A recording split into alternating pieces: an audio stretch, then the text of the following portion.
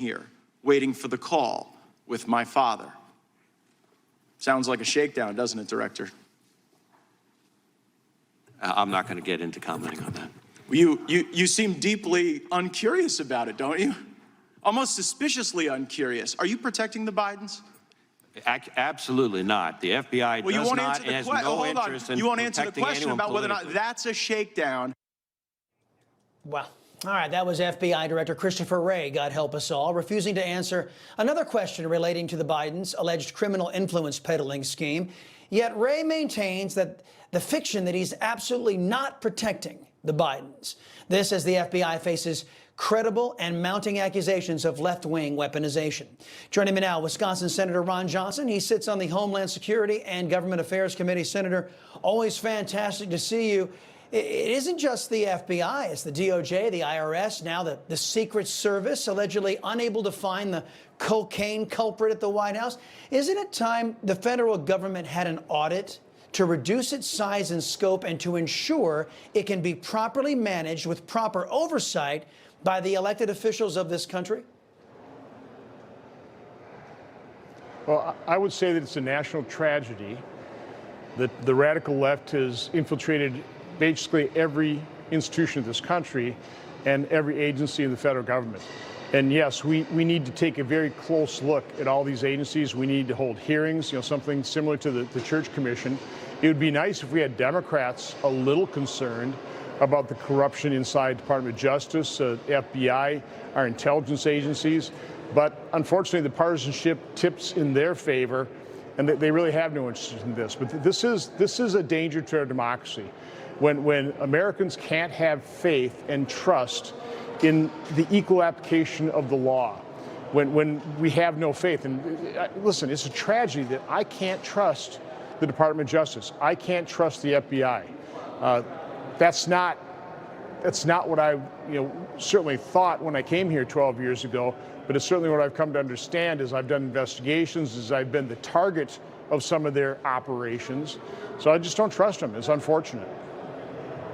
Boy, you said it. In a representative republic, you're supposed to have your representatives in charge so they can carry out your will. When the deep state or permanent Washington, whatever you want to call them, when they get their own ideas, as you said, it undermines the representative republic that we have. Your colleague, Senator Rand Paul, who we interviewed yesterday, sounding the alarm over the FBI's obstruction of congressional oversight. Senator Paul rightly pointing out that the FBI have exceeded their authority and their mandate by their obstruction. But I want to point to a recent vote in the House of Representatives where 20, and your caucus, Senator, voted not to hold Adam Schiff accountable, a man who it is now confirmed lied to our people, weaponized his position as chairman of the House Intel Committee in an effort to attack you Republicans and your voters. Question, aren't left-wing statists that you made reference to in the Democrat Party and in permanent Washington, aren't they emboldened to abuse the GOP and abuse the American people because they are sure they're going to get away with it? Well, I certainly can't explain those votes of those 20 Republicans. It makes no sense to me whatsoever. I completely agree with Senator Paul. I mean, these agencies have, through their procedures, over time have insulated themselves from any kind of effective scrutiny. Congress's oversight capability has been dramatically reduced over the decades as administration, both Republican and Democrat, realize we have very limited enforcement power. And then when you have an opportunity to do some enforcement, you get 20 Republicans saying, "No, we're not going to censor Adam Schiff." I think that itself is a travesty. No kidding. Yeah, and it was the fine associated with it. He got censured.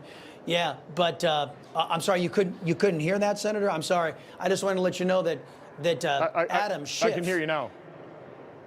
Okay, great. Yeah, Adam Schiff did get censured. He just didn't have any financial penalty, which would have disincentivized any other leftists in the future from weaponizing government against their fellow citizens. Another hearing on the Hill this week on the China virus. The GOP exposed how a group of scientists actually colluded to suppress the likely lab leak scenario for the China virus. Have a listen. Then you had the February 1st conference call that had Dr. Fauci, Dr. Collins, and Dr. Farrar on it, correct? There were several scientists, including those, yes. Was Dr. Tabak also on that call? I believe he was on the call. I'm unsure about that. Did Dr. Fauci reiterate a suggestion to draft a paper on that call? I don't believe that he directly suggested it, but there was support for us looking further into the origin of the pandemic, yes. Yeah, and Senator, that's not all. We now know that in the early days of the pandemic, the authors of the study emailed Fauci warning him the virus looked engineered. Another author wrote in a private Slack channel, it would be a, quote, S show if anyone serious accused the Chinese of even accidental release. First, Senator, do you know what His Eminence Dr. Fauci said to these scientists to make them do a complete 180 on the facts? And secondly, does that email sound scientific to you, or does it sound very political? Well, it's very political, and of course what Anthony Fauci had was tens of millions, hundreds of millions of dollars of grant money, which he did then allocate to some of those individuals. So the process inside our federal health agencies is thoroughly corrupt.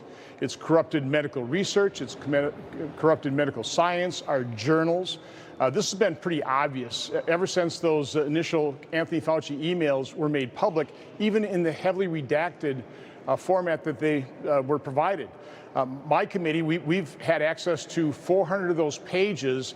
350 they've actually let us look at, unredacted. The last 50 pages we've been looking for over a year to have HHS allow us to look at the last 50 pages of those Fauci emails unredacted. There must be some really incriminating information in those last 50 pages.